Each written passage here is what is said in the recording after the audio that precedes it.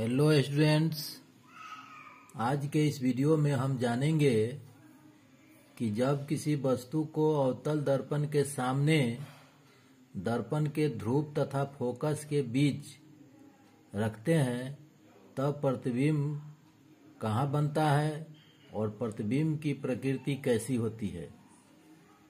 आप यह भी जानते हैं कि प्रतिबिंब वही बनता है जहां दो परावर्तित किरणें मिलती हैं या मिलती हुई प्रतीत होती है। आइए इन सब बातों को समझते हैं। यहाँ पर यह एक अवतल दर्पण है।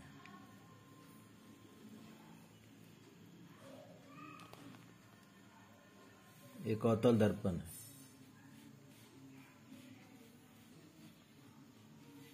आप जानते हैं कि दर्पण का जो मध्य बिंदु होता है उसे दर्पण का ध्रुव कहते हैं। तो मान लेते हैं कि यह दर्पण का मध्य बिंदु है, इसीलिए यह दर्पण का ध्रुव हुआ। दर्पण किसी न किसी गोले का भाग होता है, तो दर्पण जिस गोले का भाग होता है उस गोले के केंद्र को दर्पण का वक्रता केंद्र कहते हैं। तो यहाँ दर्पण का यह वक्रता केंद्र हो गया। अब आप यह भी जानते हैं कि वक्रता केंद्र और ध्रुव से होकर गुजरने वाली सीधी रेखा को हम लोग मुख्य अक्ष कहते हैं या प्रिंसिपल एक्सिस कहते हैं। तो यह आपका प्रिंसिपल एक्सिस हो गया या मुख्य अक्ष हो गया। अब ध्रुव और वक्रता केंद्र के बीचों बीच फोकस होता है। तो यहाँ पर हमने फोकस को इंगित कर दिया। दोनों के बीच होता है, ध्रुव और वक्रता केंद्र के बीच फोकस होता है। अब वस्तु को हमको रखना कहाँ है? तो वस्तु को रखना है फोकस और ध्रुव के बीच। तो यहाँ पर हमने एक वस्तु रख दिया। अब इसका आप नाम भी दे सकते हैं, ए बी, इसका नाम हमने दे दिया। मतलब आपने एक वस्तु ए बी ध्रुव और फोकस के बीच रख दिया है। अब यहाँ आप जानते हैं कि प्रतिबिंब बनाने के लिए कम से कम दो परावर्तित किरणों का मिलना जरूरी होता है। जब दो परावर्तित किरणें मिलती हैं या मिलती हुई प्रतीत होती है तभी प्रतिबिंब बन सकता है। तो यहाँ हम कम से कम दो परावर्तित किरणें जरूर दिखाएंगे। तो यहाँ से एक किरण हम चला रहे हैं। इस किरण की विशेषता यह है कि यह आपतित किरण मुख्य अक्ष के, यह जो मुख्य अक्ष है उसके समानांतर चल रही है। यह मुख्य अक्ष के समानांतर चलने वाली प्रकाश की किरण है। तो आप जानते हैं कि मुख्य अक्ष के समानांतर जो किरण चलती है वह परावर्तित होकर मुख्य फोकस से होकर गुजरती है। मुख्य अक्ष के समानांतर चलने वाली किरण मुख्य फोकस से होकर गुजरती है। तो यहाँ हमने एक किरण चलाया जो मुख्य अक्ष के समानांतर है और यह जब परावर्तित होगी तो यह मुख्य फोकस से होकर गुजरेगी। अब देखिए एक किरण और चलाइए। तो एक किरण हम ध्रुव से होकर गुजार रहे हैं। एक किरण ध्रुव से होकर चलेगी। आप दूसरे रास्ते से भी किरण चला सकते हैं, जो आपको सहूलियत लगे आप वैसा कर सकते हैं। हम यहाँ पर ध्रुव से होकर किरण को गुजार रहे हैं।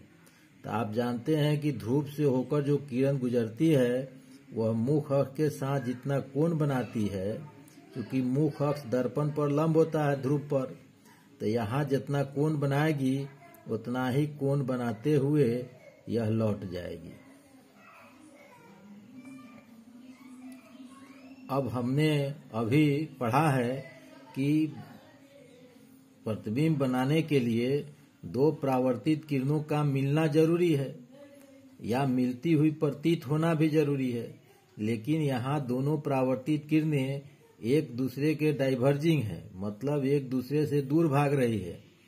तब हम क्या करेंगे कि इन परावर्तित किरणों को पीछे की तरफ बढ़ाएंगे। यह परावर्तित किरणें जब पीछे की ओर हम बढ़ाते हैं तो देखिए पीछे की ओर बढ़ाने पर यह परावर्तित किरणें मिलती हुई प्रतीत होती है। जब परावर्तित किरणें वास्तव में मिलती है या मिलती हुई प्रतीत होती है तब वहां पर प्रतिबिंब बनता है। तो ए बी जो वस्तु है उसका यहाँ पर एक प्रतिबिंब बन गया। इस प्रतिबिंब का नाम आप दे सकते हैं ए डैश बी डैश।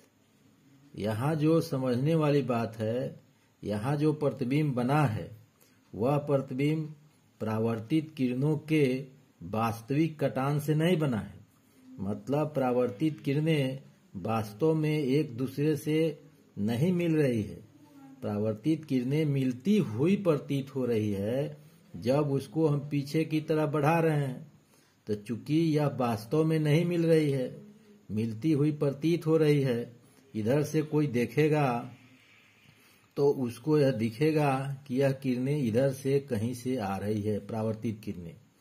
तो हम यहाँ देख रहे हैं कि परावर्तित किरणें एक दूसरे से मिलती हुई प्रतीत हो रही है। तो यहाँ जो प्रतिबिंब बनेगा वह प्रतिबिंब वास्तविक न हो करके काल्पनिक होगा। पहला चीज, प्रतिबिंब काल्पनिक होगा। अब आप जानिए कि जो प्रतिबिंब काल्पनिक होता है वह प्रतिबिंब हमेशा सीधा होता है। काल्पनिक प्रतिबिंब हमेशा सीधा होता है और इसे पर्दे पर प्राप्त नहीं किया जा सकता है। तब प्रतिबिंब काल्पनिक है, सीधा है और वस्तु से बड़ा है कि छोटा है। अब देख लीजिए, वस्तु का साइज देख लीजिए, प्रतिबिंब का साइज देख लीजिए, तो आपको स्पष्ट रूप से बड़ा दिखाई देगा। तो यहाँ पर जो प्रतिबिंब बनेगा वह बड़ा होगा। और प्रतिबिंब कहाँ बन रहा है? तो दर्पण के पीछे बन रहा है। देखिए, दर्पण के सामने वाला भाग है, दर्पण के पीछे वाला भाग है, तो प्रतिबिंब दर्पण के पीछे बन रहा है। तो यहाँ पर हमने देखा कि जब अवतल दर्पण के सामने फोकस और ध्रुव के बीच वस्तु को रखते हैं तो उसका जो प्रतिबिंब होता है दर्पण के पीछे बनता है, काल्पनिक बनेगा, सीधा बनेगा और वस्तु से बड़ा बनेगा। यही कारण है कि हजामती दर्पण में इसका उपयोग होता है। तो यहाँ पर कुछ फैक्ट है, उसको हम लोग जान लेते हैं। क्या कि सेविंग जो मिरर होता है, हजामती जो दर्पण होता है, हजामती दर्पण में सेविंग मिरर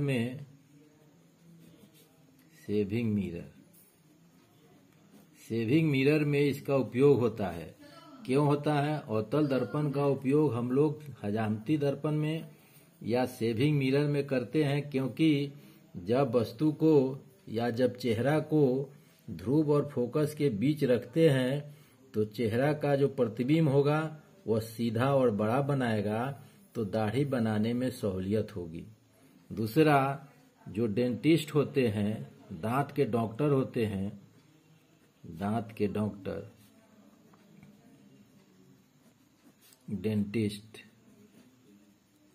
डेंटिस्ट भी इस दर्पण का उपयोग दांतों को, रोगी के दांत को देखने में करते हैं। दांत का, क्योंकि दांत का यह बड़ा और सीधा प्रतिबिंब बनाता है, इसीलिए इसका उपयोग दांत के डॉक्टर भी करते हैं। तो अवतल दर्पण का उपयोग डेंटिस्ट भी करते हैं। हजामती दर्पण के रूप में भी होता है। किस स्थिति में होगा? जब वस्तु को ध्रुव और फोकस के बीच रखिएगा तभी इसका बड़ा और सीधा प्रतिबिंब बनेगा। ध्यान रखना है कि हजामती दर्पण में इसका उपयोग करते हैं, लेकिन चेहरा को कहाँ रखेंगे? तो चेहरा को रखेंगे फोकस और ध्रुव के बीच। डेंटिस्ट भी इस तरह से व्यवस्था करता है कि फोकस और ध्रुव के बीच दांत आ जाए, उसका प्रतिबिंब बन जाएगा बड़ा और सीधा। उसके बाद तीसरा, औरत जो है मेकअप करने के लिए भी इस दर्पण का यूज करता है। मेकअप मिरर इसको हम लोग कह सकते हैं, used as makeup mirror. Makeup mirror के लिए भी इसका यूज औरत करती है। तो इस तरह हमने देखा कि हजामती दर्पण में दांत के डॉक्टर के द्वारा और चेहरा का मेकअप करने के लिए भी औरतें इस दर्पण का यूज करती है। लेकिन ध्यान रखना है कि कब, जब चेहरा को या दांत को हम लोग फोकस और ध्रुव के बीच रखेंगे तभी इसका बड़ा और सीधा प्रतिबिंब बनेगा। तो हमको इस वीडियो में हमने यह देखा कि अवतल दर्पण के सामने जब दर्पण के ध्रुव और फोकस के बीच वस्तु को रखते हैं तो दर्पण उसका बड़ा सीधा काल्पनिक प्रतिबिंब बनाता है। और इसी गुण का उपयोग हम लोग हजामती दर्पण में करते हैं, दांत के डॉक्टर डेंटिस्ट भी करते हैं, और औरतें मेकअप के लिए भी इस दर्पण का यूज करती है। तो आज के वीडियो में इतना ही, फिर मिलेंगे अगले वीडियो में, तब तक के लिए धन्यवाद।